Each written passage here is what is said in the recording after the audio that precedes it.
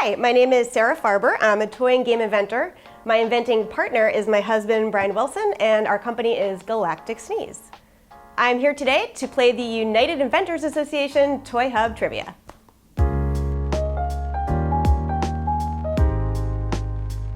Okay. Number one, what product are you most proud of? Well, I'm proud of all of my products, all of our inventions, because they're all my babies.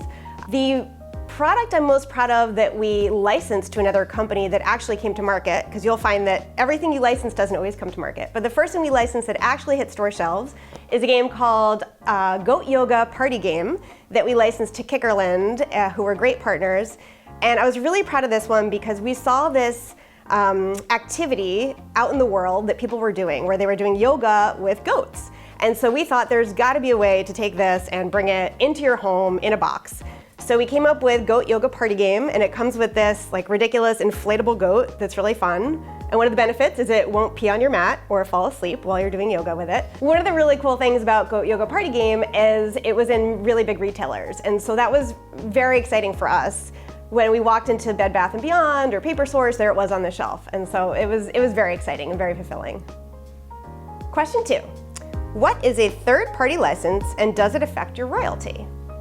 Third-party license is when there's another established brand or character or property that's applied to the product that you've invented. So let's say, for example, you've invented some plush toys and you're very excited because a company has decided to bring them to market. Now, you're getting a standard royalty rate for those. Maybe it's 5%. Let's say they decide to take one of those plush characters and make it Chewbacca. So now it is a licensed item. There's a third-party license, which is Star Wars, and Star Wars needs to get their share of the royalty as well. So instead of you getting all 5%, Star Wars would get some as well. So now your royalty will be reduced from 5 to probably 2, maybe 3, depending on the brand.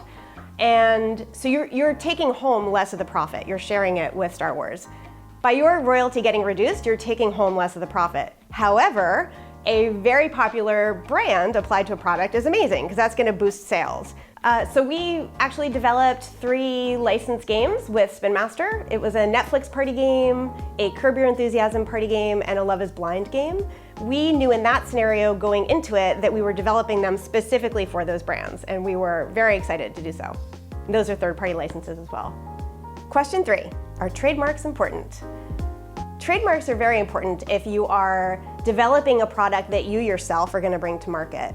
For example, when we made 2 party games on our own, and we did trademark the names of those. If you are developing an item that you're intending to license to a larger company, a toy company or a game company, then you do not need to trademark your name. Because when that company does bring it to market, chances are they're probably going to change the name of it anyway. So it wouldn't really be worth it for you. We have a game with Gamewright called Chonky Donkey, which is a hilarious name. We did not pitch it with that name, although we love it.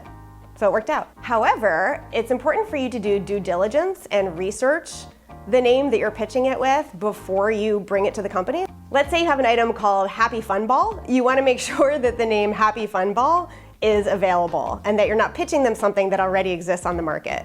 So a good way to check is to go on Google, search on Amazon, or you can even go to the USPTO test website, and then you could do a keyword search on there to see if the name's available. Question 4, what is the difference between working inside a toy company versus outside? Oh, this one's easy. So when you work inside a toy company, you get to enjoy all the free snacks in the break room. And when you work outside the toy company, you've got to buy your own snacks. Next question. No, I'm just kidding. I actually have worked both inside toy companies and also externally as an inventor. I think the biggest difference is that when you're in-house, you're part of this larger machine. So you're working with a bigger team.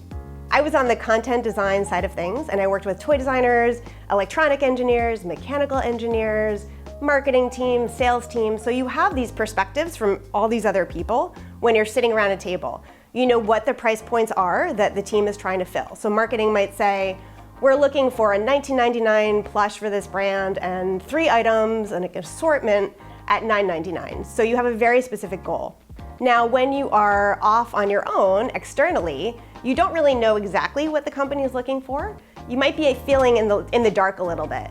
So that could be a little bit of a disadvantage. However, there's a big advantage to not being inside the company and not having those constraints. When you're external, sometimes you just come up with these really innovative things because you're thinking in a different way from everyone else on the team. And that's why inventors are so important to the toy industry and to the game industry. You get these fresh ideas that come in. Question 5. What was your favorite toy growing up? Favorite toy? So hard to pick one. I'd say my favorite, most memorable toy is spin art.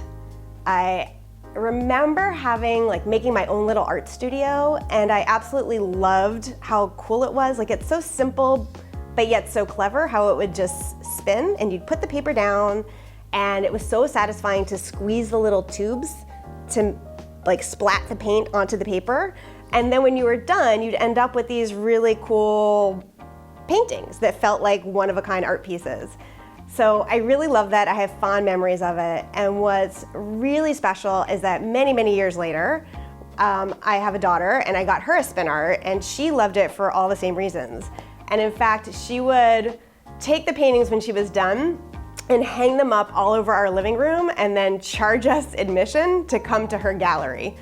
So it takes a really special toy to span generations like that and just have such a warm place in people's hearts.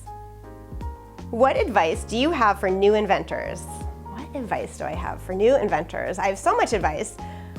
I think one of the most helpful pieces of advice that I received was to not get too attached to whatever the current invention is that I have in my hands that I'm working on. Sometimes when you go and you pitch your idea somewhere, you'll get feedback, and you're sitting with experts. If you're pitching to the inventor relations person at a company, they're experts, they see a ton of products, they have so much valuable insight. So really listen to that. Instead of getting defensive about the feedback, really try to absorb it and use it to make your product better. And the other side of that too is just because it's not the right fit for that company, it doesn't mean that it's not the right fit or the right time for somewhere else. So hang on to your concepts, keep working on them and improving them, and show them lots of places. You never know when it's going to be just what they're looking for. And stick with it and have fun.